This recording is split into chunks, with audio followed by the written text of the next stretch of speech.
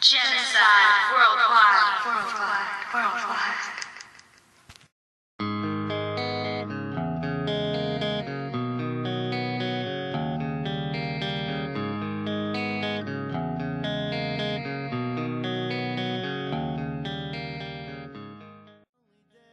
Pol Pot was born in 1925 into a farming family in central Cambodia. In 1949, he traveled to Paris on a scholarship to study radioelectronics, but he became absorbed in Marxism and neglected his studies. Because of that, he lost his scholarship and returned to Cambodia in 1953 and joined the underground communist movement. In 1962, Pol Pot had become leader of the Cambodian Communist Party and was forced to flee to the jungle to escape the wrath of Prince Norodom Sihanouk, leader of Cambodia. In the jungle, Pol Pot formed an armed resistance movement that became known as the Khmer Rouge, which means Red Cambodians, and waged a guerrilla war against Sihanouk's government. The Khmer Rouge was the group of followers of the Communist Party of Kampuchea, who were the ruling party in Cambodia from 1975 to 1979. It was led by Pol Pot.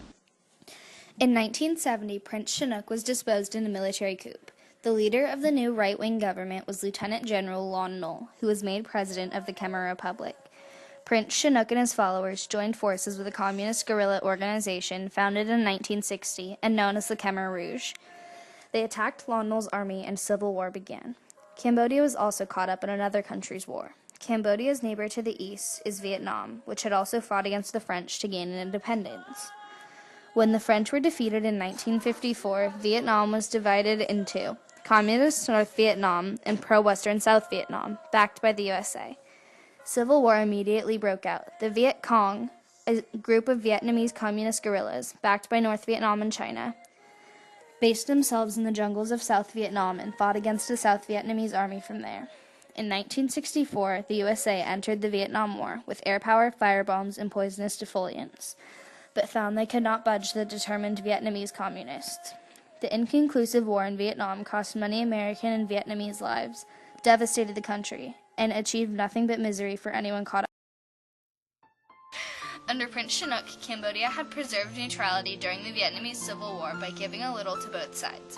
Vietnamese communists were allowed to use a Cambodian port to ship in supplies, and the USA were allowed to bomb, secretly and illegitimately, Viet Cong hideouts in Cambodia.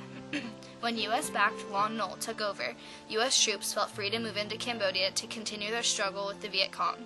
Cambodia had become a part of the Vietnam battlefield. During the next 4 years, American B-52 bombers, using napalm and dart cluster bombs, killed up to 750,000 Cambodians in their effort to destroy suspected North Vietnamese supply lines. The 4-year period saw the deaths of approximately 2 million Cambodians through the combined result of political executions, starvation, and forced labor. Due to the large numbers, the deaths during the rule of the Khmer Rouge were often considered a genocide and commonly known as the Cambodian Holocaust or Cambodian Genocide. The Khmer Rouge guerrillas, of course, opposed Cambodia's political reforms, but their organization had begun to crumble. Many defected to the new government. Many entered into deals to get immunity from prosecution. When Pol Pot accused one of his close aides of treachery, leading Khmers arrested him, and in 1977 staged a show trial. The government, meanwhile, made plans for a tribunal to bring former Khmer Rouge leaders to justice. Not surprisingly, those who have spoken publicly all lay the blame for genocide on Pol Pot, and claim no knowledge of the killing.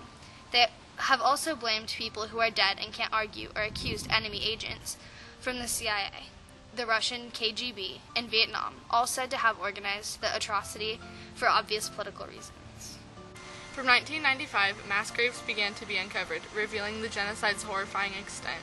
The resurrected bones and skulls have been preserved to create simple, impotent memorials of the dead in the killing fields where they died. At the torture center in Phnom Penh, where the Khmer Rouge terrorists and murdered their own members, not only skulls but identity photographs of the victims were also displayed on the walls. This bleak, unhappy place has also become a memorial. All political and civil rights were abolished. Children were taken from their parents and placed in separate forced labor camps. Factories, schools, and universities were shut down. So were hospitals.